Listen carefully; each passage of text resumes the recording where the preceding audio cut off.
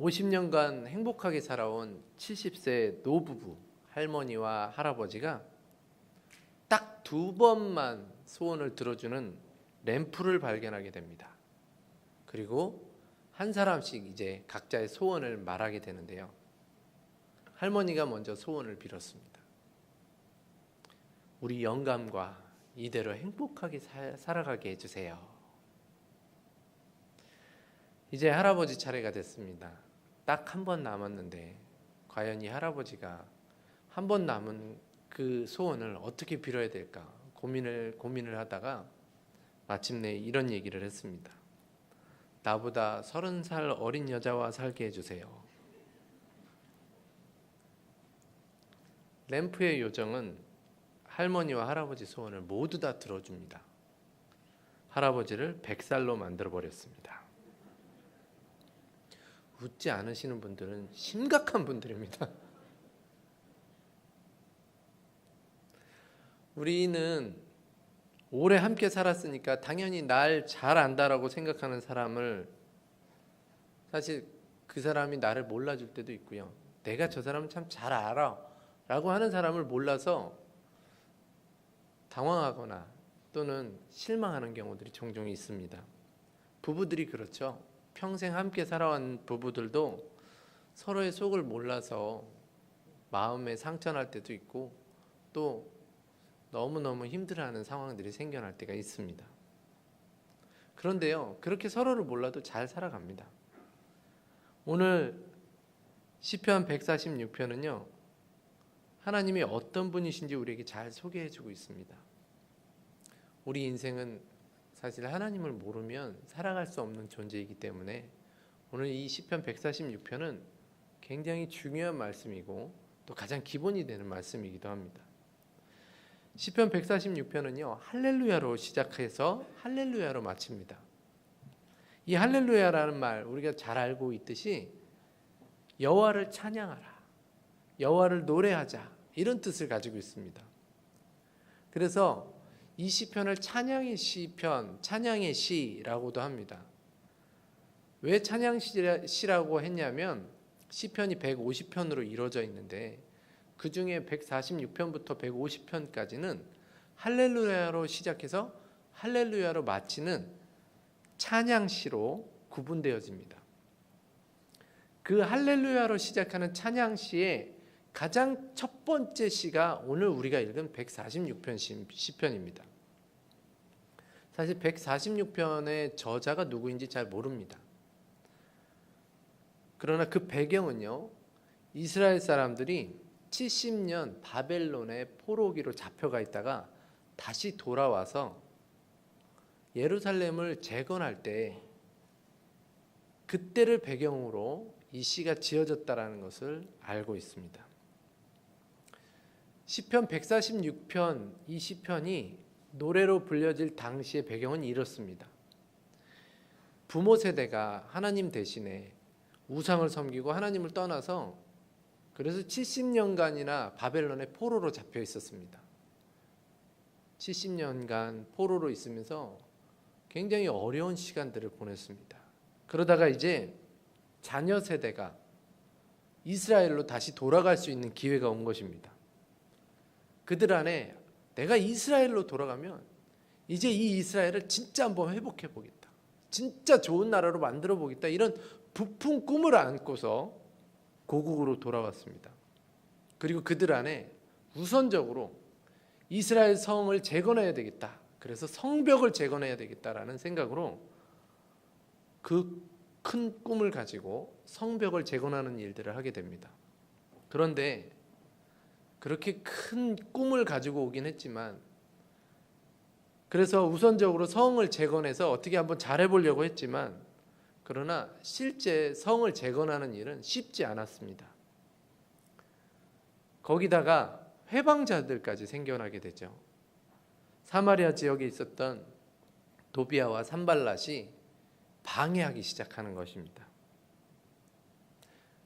결국 그것 때문에 성벽 재건은 다 이루지 못하게 되고요. 그것 때문에 좌절한 이스라엘 백성들을 오늘 시편의 기자는 그들을 위로하고 그들에게 우리 하나님은 이런 분이시다라는 것을 가르쳐 주기 위해서 오늘 시편 기자는 146편을 기록했고 그것을 찬양으로 불렀던 것입니다.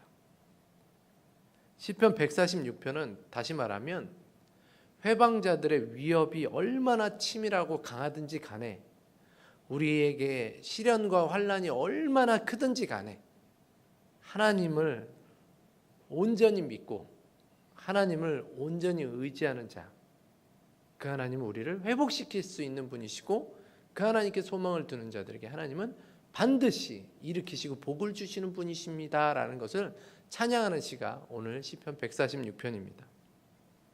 그러니까 이 시를 읽으면 우리에게 이런 고백이 있어야 되는데요. 어떤 환난이나 어떤 시련이 있어도, 그래서 우리가 상처를 당하고 넘어지게 된다 해도 우리 하나님을 우리가 소망하면 다시 일어설 수 있습니다라는 고백이 오늘 시편 146편을 읽고 우리 가운데 일어나야 되는 것입니다. 사실 우리는요, 우리의 삶 속에서 자주 넘어집니다. 시련과 환난이 자주 오죠. 그리고 산과 같은 환경 속에서 큰 대자연의 힘 앞에서 우리의 작아짐을 자주 경험합니다. 이번에 한파가 그러지 않았나 싶습니다. 한파가 딱 불기 시작하니까요, 하루 만에 수도가 얼어버리고요, 분명히 어저께까지는 딱 틀면 나왔던 수도가 얼어서 수도를 못 쓰게 되고 하수구가 막혀가지고 물을 못 내보내는 그런 상황들이 여기저기서 일어났습니다. 저희 집도 그랬어요. 저희 집도 밖에 외출하고 딱 들어와서 이제 씻어야지 하고 물을 딱 켰는데 찬물은 나오는데 따뜻한 물이 안 나오는 거예요. 물 이만한 솥에다가 물 끓여서 계속 떠다 날르면서 씻었는데, 아니 어떻게 하루아침에, 그것도 아침에 외출했다가 저녁에 왔는데 이런 경우가, 그런 일들을 만나게 되면요, 참 우리가 작은 존재다. 참 우리는 정말 대자연의 힘 앞에서 아무것도 할 수 없다. 사실 이러다가요, 하나님께서 따뜻한 바람을 불기 시작하면요, 막 꽁꽁 얼었지만 금방 녹게 되는 것을 보게 됩니다. 어저께 눈이 그렇게 많이 왔는데 오늘 보니까 눈이 온데간데 없더라고요. 대자연 앞에서 우리는 한없이 작구나라는 것을 경험하게 됩니다. 또 그것뿐입니까? 자연재해뿐만 아니라 우리가 만들어낸 인재 앞에서도요, 우리가 작다라는 것을 경험합니다. 제천 화재 사건이 일어난 지 얼마 안 됐잖아요. 그런데 밀양 또 요양병원에서 그렇게 화재가 나면서 많은 사람들이 죽으니까요, 이제는 불만 봐도 무서운 거예요. 불이 일어날 것만 봐도 이거 불 나면 안 될 텐데라는 생각이 들 정도로 전 국민이 트라우마에 빠질 정도로 그렇게 그런 인재, 사람이 만들어낸 그런 참사 앞에서도 우리는 두려움에 휩싸입니다. 그러면서 참 우리는 작은 존재다. 그런 큰 사고들을 우리가 겪게 되면요, 얼마나 낙심하게 되는지 모릅니다. 하루아침에 같이 지냈던 부모님이, 하루아침에 같이 지냈던 우리 가족이 갑자기 큰 병을 앓게 되거나 쓰러지거나 갑자기 소천하시게 되면 낙심하게 되죠. 그래서 심지어는 내가 이 문제를 해결할 수 없는데 그냥 죽어버릴까 하는 생각도 가지게 되는 경우들을 종종 보게 됩니다. 그런 상황 속에서 우리가 기억해야 할 것은 오늘 시편 기자가 고백하고 있는데요, 우리 하나님께 소망을 두는 자는 우리 하나님이 그에게 복을 주신다라고 말씀하시고 있습니다. 우리 하나님께 도움을 요청하는 자, 우리 하나님을 의지하는 자에게 하나님은 그를 도우시고 일으키실 수 있다라고 말씀하시는 것을 기억하시기 바랍니다.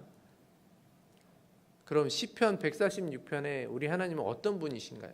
첫 번째는요, 모든 것의 주인 되시는 분이십니다. 바벨론에서 70년 포로 생활을 마치고 고국으로 돌아온 이스라엘 사람들에게 부모로부터 말로만 듣던 이스라엘 예루살렘 성을 직접 보게 됩니다. 고향에 가기만 해봐라.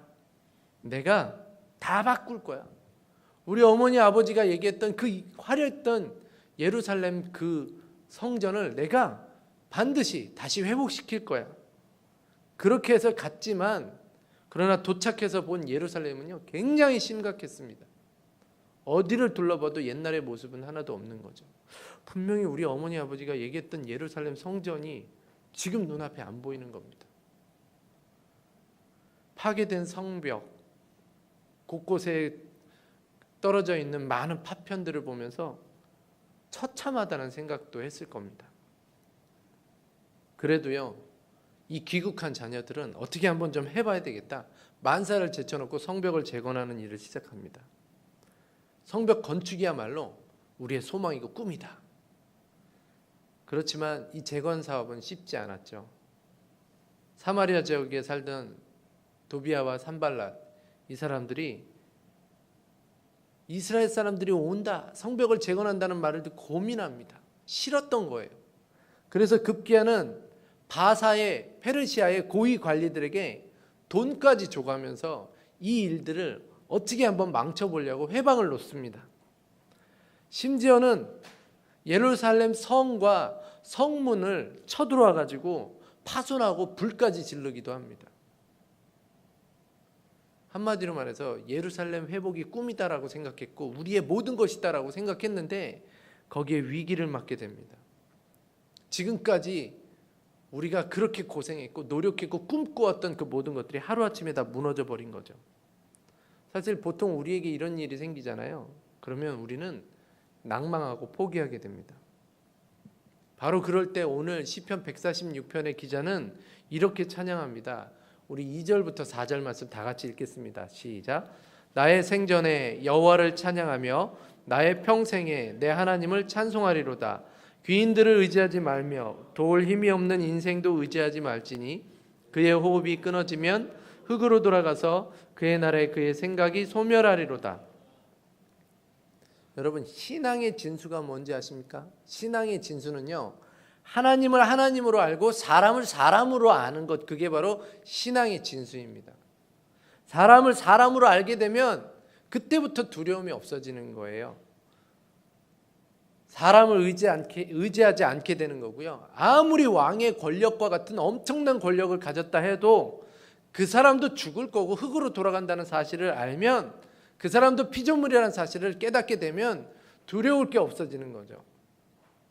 오늘 시편 146편의 기자는요 반대로 그런 사람들을 두려워할 필요 없다라고 하면서 여호와를 찬양하라라고 우리에게 권면해 주고 있습니다.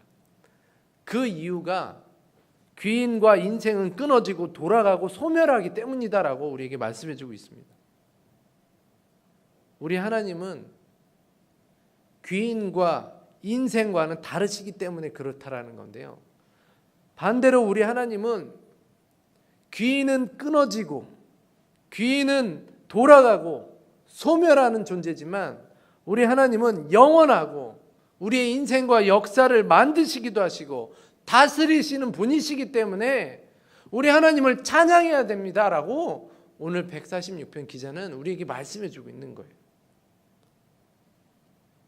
그러므로 거짓말쟁이들, 방해자들과 페르시아 권력자들을 두려워하지 말고 하나님을 찬양합시다. 왜냐하면 우리 하나님은 모든 것의 주인이시기 때문에 세상의 힘과 속임수, 음모, 이 모든 것들로부터 두려워하지 말고 하나님을 찬양하면서 이 길을 걸어갑시다라고 지금 말씀하고 있는 거예요. 왜냐하면 우리 하나님은 모든 것의 주인 되시기 때문에 그렇습니다. 이럴 때 아멘 하셔야 되는 거예요. 별로 동의하지 않으시나? 146편은 찬양시예요. 할렐루야로 시작해서 할렐루야로 마치는 시입니다. 그런데 이렇게 찬양할 수 있는 이유, 우리가 귀인과 또 세상의 권력자들 앞에서 우리가 당하는 것 같고 피해를 보는 것 같지만 하나님을 찬양해야 될 이유가 있다면 그 하나님은 그 모든 문제를, 우리의 모든 것들을 만드시고 또 없애시기도 하실 수 있는 분이시기 때문에. 사람은 없어지고 끊어지고 사라질 존재이지만 우리 하나님은 영원하시고 그것을 움직이실 수 있고 그것을 만드실 수 있고 그것을 관리하실 수 있는 분이시기 때문에 찬양해야 된다는 것이죠.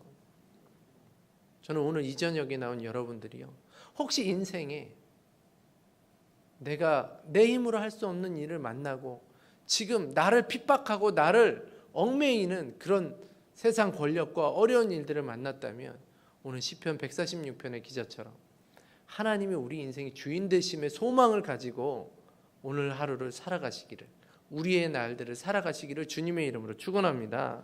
그런데요, 인생의 좋은 날에만 하나님을 하나님으로 인정하고 찬양하고 그렇지 않은 날에는 원망하는 데 우리의 문제가 있는 거예요. 저는 힘든 날, 인생의 겨울 같은 날, 고통의 날, 위기의 순간에도 우리의 인생의 주인 되신 하나님을 찬양하는 우리 부평중앙교회 성도님들이 되시길 주님의 이름으로 축원합니다. 그 하나님을 의지하는 자, 인생의 주인 되시는 하나님 때문에 우리의 인생의 진정한 소망을 기억하시고 진정한 소망을 만들어 가시기를 주님의 이름으로 축원합니다. 둘째로요, 시편 146편의 하나님은요, 하나님을 의지하는 자를 도우시는 하나님이십니다. 이스라엘 백성들이 큰 꿈을 가지고 성벽을 재건하는데 방해꾼들을 만나게 됩니다. 그래서 당황하고 낙심했습니다. 실제로 페르시아의 아닥사스다 왕은 그것을 하지 못하게 해버렸습니다. 그 과정 속에서 이방인들이 왕의 마음을 움직이기 위해서 별의별 짓을 다 했다는 것을 이스라엘 사람들은 알았습니다. 돈으로 매수하려고 했고요, 거짓말을 했고 위협하기도 했고, 그래서요, 한마디로 말해서 악한 사람들이 지금 이기는 것 같아 보였다는 거죠. 거짓말하고 악한 일을 한 사람들이 선한 일하고 진실하고 의로운 사람들이 이기는 것 같아 보이는 거죠. 여러분, 이런 상황 속에 있으면 사람들은 하나님은 안 계신가? 하나님은 지금 우리의 상황을 못 보고 계시는가? 하나님 우리에게서 멀리 떠나 계시는가? 이런 생각을 하기도 합니다. 사람이 커 보이고 하나님이 보이지 않는 위기를 만나는 거죠. 그렇게 되면 어떤 생각까지 하냐면요, 아니 그러면 정직하게 하나님의 자녀로 사는 사람들이 피해봐야 되는 거야?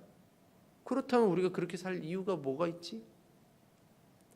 하나님보다 세상이 큰 거야? 그러면 내가 세상이 가르친 대로 살아야 되나? 세상이 원하는 대로, 세상이 말하는 그 방법대로 살아야 내가 세상에 성공할 수 있는 거 아니야? 이런 생각까지 하게 되는 거예요. 흔들흔들되기 시작하는 겁니다. 그런 상태에 있는 사람들에게 오늘 시편 146편 기자는 5절을 통해서 말씀해 주고 있습니다. 5절 말씀 다 같이 읽겠습니다. 시작.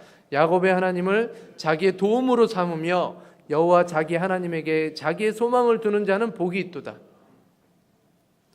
우리 하나님을 의지하는 자를 돕겠다라고 말씀하시면서 야곱의 하나님이시다라고 지금 말씀하고 계셔요.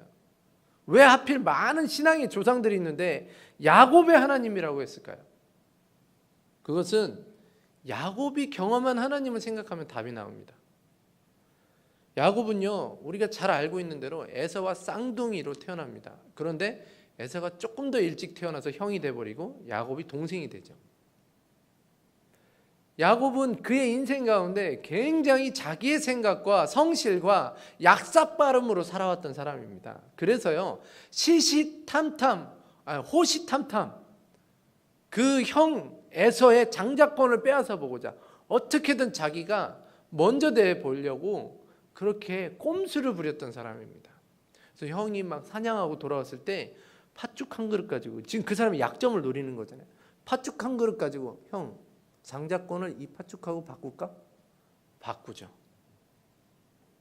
그리고 나중에는 급기야는 아버지를 속입니다. 목소리도 변장하고요, 손에다가 목에다가 털을 붙여가지고, 그것도 어머니랑 작당해가지고, 그래서 아버지를 속여서 축복을 받습니다. 나중에 에서가 알게 되죠. 그리고 에서의 마음속에 언젠가 내가 널 반드시 죽일 거다라는 생각을 알자 어머니와 함께 또 얘기를 해서 외삼촌 라반의 집으로 도망을 하게 됩니다. 이 모든 여타의 사건들을 보면 야곱은 굉장히 자기 생각대로 열정으로 살아가려고 했던 사람입니다. 거기다가요, 외삼촌 라반의 집에서는 또 어땠습니까? 외삼촌 라반도요, 만만치 않은 사람이었어요. 그래서 야곱에게, 야, 너 내가 먹여주고 재워주는데 그냥 하면 안 되겠다 해서 7년을 일하게 합니다. 그런데 라헬을 좋아하는 것 같으니까 라헬 때문에 7년 더 해라. 그리고 나서 첫날 밤에 누굴 집어넣어요? 첫째 딸인 레아를 집어넣고 그 다음날 아침에 일어나서 야곱이 황당해하니까 우리 동네에서는 언니가 시집가지 않았는데 동생 시집갈 수 없어. 그러면서 또 타협을 해서 또 7년을 연장해서 21년간을 일할 수밖에 없게 만들죠. 그런데 야곱이 어떤 사람입니까? 밤늦도록 양을 지키는 사람이었어요. 수고를 그치지 않는 사람이었어요. 굉장히 성실하고 열심히 자기 생각대로 자기가 하는 방식대로 살았던 사람입니다. 그런데 이 야곱이 결국 인생에서 중요한 위기의 순간을 만났는데 언제냐면 이제 외삼촌 라반하고 계약된 시간이 다 지났고 집으로 고향으로 돌아갈 때였습니다. 형님 에서가 400명이나 되는 사람들을 끌고 온다는 얘기를 들은 거죠. 야, 나 여기서 죽겠구나. 그때 야곱은 또 꼼수를 부립니다. 선물들하고 종들을 먼저 보내죠. 그 다음에는 자기 종들, 그러니까 자기 아내들의 종들, 그 아내들을 먼저 보냅니다. 그리고 나서 레아를 보내고 라헬을 보내고 자기는 그때까지도 가지 않고 남아있죠. 여차하면 튀겠다는 거예요. 앞에서 다 죽였다, 선물만 빼앗겼다, 종들을 다 죽였다, 그러면 가까운 사람들 데리고 어떻게 튀어보겠다는 거예요. 그런데 그 야곱이 깨달은 것이 있습니다. 내가 지금까지 모아놓은 재산, 나의 가족들, 나의 아내와 자녀들, 그것들이 나의 의지할 대상이 아니라는 것을 야복강강에서 천사와 씨름하면서 깨닫게 됩니다. 그리고 나서 그 씨름하면서 절대 하나님을 놓지 않죠. 그 천사를 놓지 않습니다. 심지어는 천사가 하도 잡고 있으니까 환도뼈를 쳐가지고 그래서 절개 만들었는데도요, 그 순간까지도 놓지 않는 거예요. 여러분, 야곱의 하나님이라고 했던 중요한 이유가 여기 있습니다. 우리 인생이 하나님을 그렇게 붙잡고 그렇게 의지하고 절대절명 순간에 이것 놓치면 우리가 죽겠다라는 마음으로 하나님께 나아가면 그 하나님은 여호와께 소망을 두고 야곱의 하나님, 그 하나님을 온전히 의지하면 하나님은 복을 주시겠다라고 권면하고 있고 위로하고 있는 거예요. 야곱이 내 물건들, 내 아내들, 내 자녀들도 나에게 소망이 아니구나. 오직 하나님만 붙잡을 때 그의 이름이 바뀌고 그의 인생이 바뀌게 되는 것처럼 그 야곱의 하나님께 소망을 두고 그 야곱의 하나님을 기억하면서 의지하면 하나님은 그를 반드시 일으켜 주시겠다라는 거예요. 그런데 우리는 아직도 우리를 의지합니다. 우리 방법을 고수합니다. 우리가 문제를 해결하려고 합니다. 저는 우리 부평중앙교회 모든 성도님들이 우리의 생각을 내려놓고 하나님께 모든 것을 맡기며 의지하며 나아가셔서 하나님이 우리를 도우시는, 일으키시는 은혜를 맛보시기를 주님의 이름으로 축원합니다. 우리보다 우리를 더 아시는 하나님께 의지할 때 하나님은 우리를 도우십니다.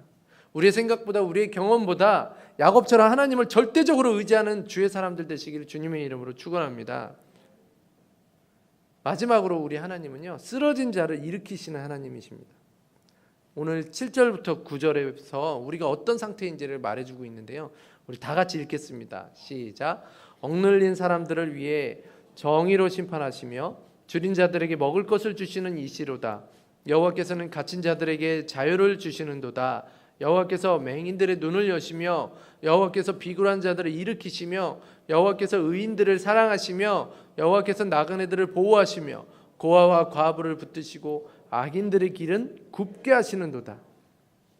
지금 7절에서는요, 억눌린 사람, 줄인 자, 갇힌 자라고 말씀해주고 있고요, 8절에서는 앞을 못 보는 자, 그리고 어리석은 자, 비굴한 자, 그리고 9절에서는 외로운 나그네, 고아와 과부같이 도움이 절실하게 필요한 사람들, 바로 오늘 우리의 모습이 그런 사람들이 아닌가라고 말씀해주고 있습니다. 사실 이런 형편을 가진 우리는 우리를 돌아보면 어디에도 소망이 없고 어디에도 회복을 발견할 수 없는 것이죠. 그러나 우리 하나님은 어떤 분이시라고 표현해주고 있습니까? 그런 사람들을 먹여주시는 분, 그런 사람들에게 자유를 주시고 눈을 열게 하시고 일으키시고 보호하시는 분이시다라고 우리에게 말씀해주고 있는 거예요. 쓰러진 자, 그런 자들이 하나님께 소망을 두면 일어나게 될 줄 믿으시기 바랍니다. 그런데 아직도 나에게 무슨 소망이 있는 것처럼 내가 가진 지식을 의지할 때가 있고 내 주변에 있는 사람들을 만나려 할 때가 있고 내 경험들을 최대한 발휘하려고 하는 것이 발목 잡는 거예요. 저는 오늘 이 저녁에 포로기를 마치고 돌아온 그렇지만 낭망하던 그 사람들에게 했던 이 시편 146편이 오늘 우리 인생 가운데 큰 문제를 만나고 그 시련 가운데 있는 우리에게도 동일하게 말씀하고 있다는 사실을 기억하면서 나에게 있는 모든 것들을 내려놓으시고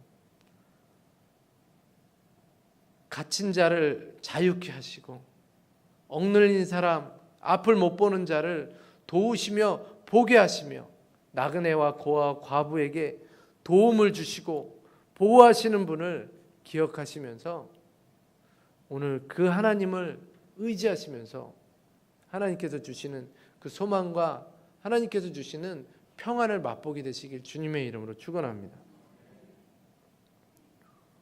오늘 시편 146편에서는 우리 하나님을 더욱 알아야 된다. 그 하나님이 이런 하나님이시다라고 우리에게 말씀해 주면서 우리가 당하는 환난과 어려움 속에서 소망을 가지라고 말씀해 주고 있습니다. 그럼 왜 하나님을 알아가야 될까요? 우리 하나님은 인생의 주인이시고 또 의지할 때 도우시며 쓰러진 자를 일으키시는 분이시기 때문에 우리가 하나님을 알아야 됩니다. 그리고요, 우리에게는 늘 우리 자신을 의지하거나 우리의 방법대로 추구하려고 하는 그런 잘못된 습관이 있기 때문에 우리가 더욱 하나님을 알아야 되고 하나님을 의지해야 되는 줄 믿으시기 바랍니다. 한 가지 더 우리가 잘 아는 얘기를 해드리고 마치려고 합니다.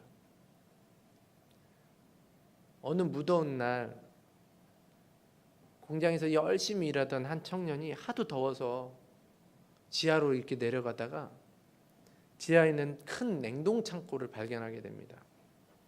잘 됐다 싶어서 땀이나 좀 식혀보자 라는 요량으로 냉동 창고로 발을 들이죠.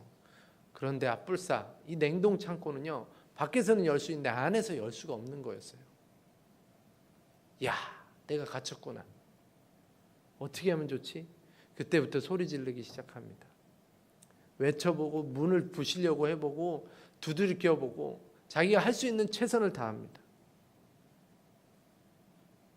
그리고 나서 이틀 후에 사람들이 냉동 창고 안에서 이 죽은 청년을 발견하게 됩니다.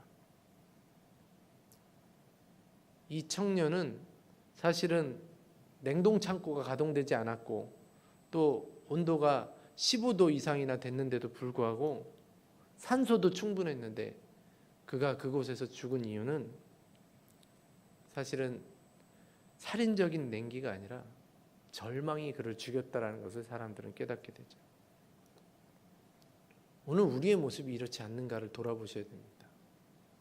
오늘 우리의 모습 또한 우리가 당한 이 상황, 환경, 환난 가운데서 우리가 우리를 죽여가고 있지 않은지, 우리가 가지고 있는 것들을 의지해서 우리가 스스로 지금 더 쓰러지고 더 낭망하고 있지 않은지, 오늘 시편 146편은 그런 우리에게 우리 하나님은 지금도 우리 인생의 주인이기 때문에 또 지금도 우리 하나님께 야곱처럼 그 모든 것을 맡기고 의지하는 자에게 또 쓰러진 자를 일으키고 눈먼 자를 눈뜨게 하고 과부와 고아를 돌보시는 하나님이시기 때문에 그 하나님께 소망을 두고 그 하나님을 의지하며 나아가는 자들에게 반드시 복을 주시고 회복을 허락해 주시고 또 우리의 형편 가운데서 소망을 가지고 평안을 가지게 하시는 분이심을 우리에게 말씀해 주고 있습니다.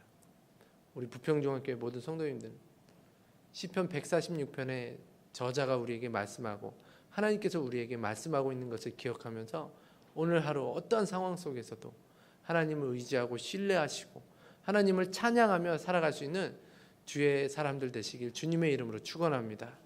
그게 우리의 찬양의 이유입니다. 그게 우리가 살아가는 중요한 이유입니다. 오늘도 그 하나님을 찬양할 수 있는 그런 주의 사람들 되시길 주님의 이름으로 축원합니다.